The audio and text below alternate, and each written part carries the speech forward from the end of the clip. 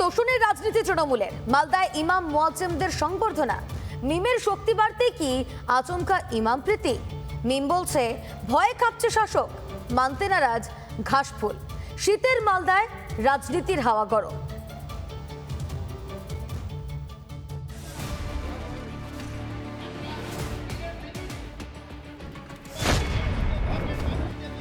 তৃণমূল ভয় পেয়েছে। তৃণমূলের সারা বাংলায় ভয় ঢুকে গেছে যে তৃণমূলের ঘুম হারাম হয়ে গেছে। কেউ কেউ বলছে রহিম বক্সি ভয় পাচ্ছে। রহিম বক্সি রাজনীতি জীবন 45 বছরে লড়াই আন্দোলন করে মানুষের পরিষেবা প্রদান করেছি আমরা। মালদায় সম্মুখ সমরে মুখোমুখি মিম এবং তৃণমূল। সূত্রপাত এক সংবর্ধনার অনুষ্ঠান ঘিরে। সম্প্রতি ইমাম মুয়াজ্জেমদের সংবর্ধনা দেন তৃণমূলের মালদা জেলা সভাপতি আব্দুর রহিম বক্সি। মিমের দাবি ভয় পেয়ে ইমামদের হাতে রাখার চেষ্টা করছে তৃণমূল। এই নিয়ে মিমকে কটাক্ষ করেছেন তৃণমূলের জেলা সভাপতি। এদিক ওদিক ধরে বেড়াচ্ছেন, তাদেরকে মানুষ প্রত্যাখ্যান করবে, আমাদের পুরো আত্মবিশ্বাস আছে। ভারতবর্ষ জুড়ে শয়ে শয়ে পার্টির জন্ম হয়েছে। নতুন নিত্য এক একজন লোক, 5 জন লোক মিলে একটা পার্টি করে নিচ্ছেন। যেহেতু গণতান্ত্রিক দেশ, গণতান্ত্রিক অধিকার আছে, সেখানে কারো কিছু বলার নেই। আমি একটা দোকান খুলে বসে গেলাম, সেই দোকানে মানুষ যাচ্ছে কিনা সেটা দেখতে হবে। 5টা ছোট ছোট দোকান একসাথে মিলিত হয়ে গেল, তাতে কি যায় আসে?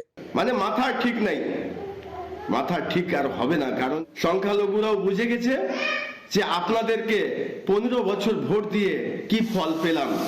তাই এবার মালদাবাসী পুরোপুরি ভাবে সিদ্ধান্ত নিয়েছে যে এই তৃণমূল সরকারকে মালদা থেকে টেনে হিচড়ে ফেলে দেওয়ার সিদ্ধান্ত নিয়েছে।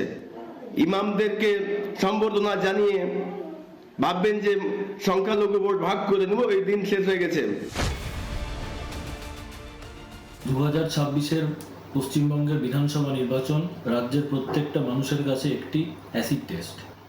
আমাদের রাজ্যের প্রত্যেকটা মানুষ চাইছে এই তৃণমূলের এই অপশাসন থেকে রাজ্যকে মুক্ত করতে। মিম বা আইএসএফ বা অন্যান্য যারা ধর্ম অবলম্বী যারা রাজনৈতিক দল এই মুহূর্তে বাংলাতে আছেন, তারা কার ভোট কাটছেন, কার কি কাটছেন, এটা আমাদের দেখার বিষয় নয়।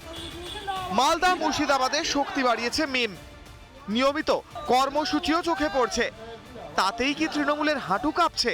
মালদায় আচমকা তৃণমূলের ইমাম প্রীতি যেন তেমনই ইঙ্গিত দিচ্ছে। রিপাবলিক বাংলা। নানা ধরনের কন্টেন্ট দেখার জন্য লাইক করুন, শেয়ার করুন আমাদের ফেসবুক পেজ, সাবস্ক্রাইব করুন আমাদের ইউটিউব চ্যানেল। পাশাপাশি অন্যান্য ব্রেকিং নিউজের জন্য অবশ্যই চোখ রাখুন রিপাবলিক বাংলায়।